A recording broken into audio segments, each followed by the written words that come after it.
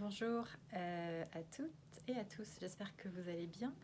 Je voulais juste faire une petite story en complément du post que je vous ai fait sur la place.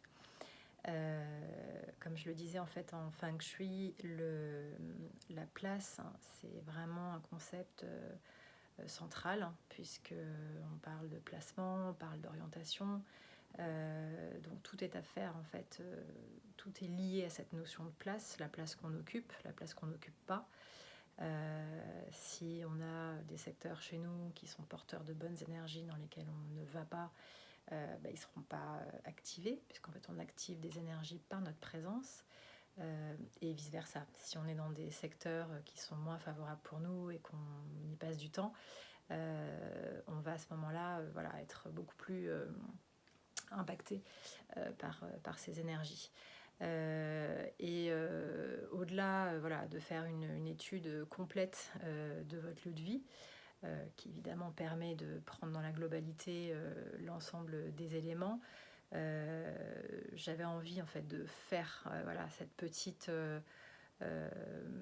expertise rapide. C'est même pas vraiment une expertise, mais c'est une lecture finalement de votre plan essentiellement, pour vraiment comprendre si chaque personne de votre foyer est présent dans l'énergie de votre maison. Parce que quand on a un secteur comme chez moi qui est absent, en l'occurrence pour la femme, c'est le sud-ouest. Donc je le disais, moi j'avais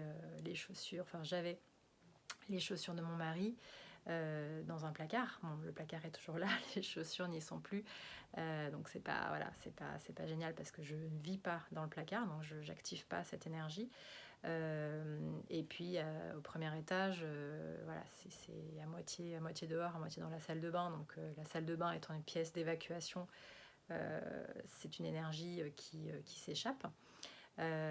Donc j'ai réussi quand même à identifier un petit espace dans lequel cette énergie était encore présente, et du coup je m'y branche en étant assise à mon bureau finalement, puisque je me suis installée là.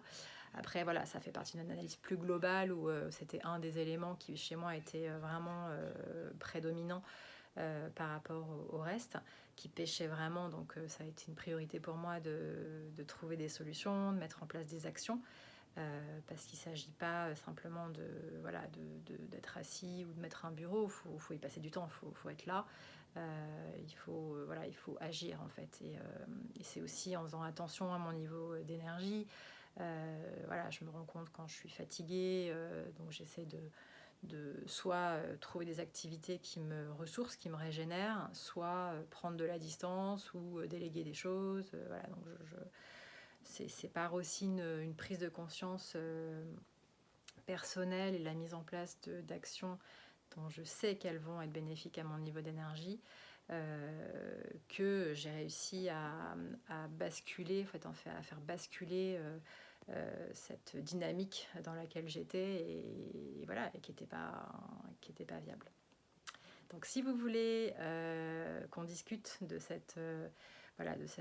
petit diagnostic que j'ai appelé Family Portrait, n'hésitez pas à me contacter en MP ou par mail, et puis je me ferai un plaisir de vous répondre. Bonne journée!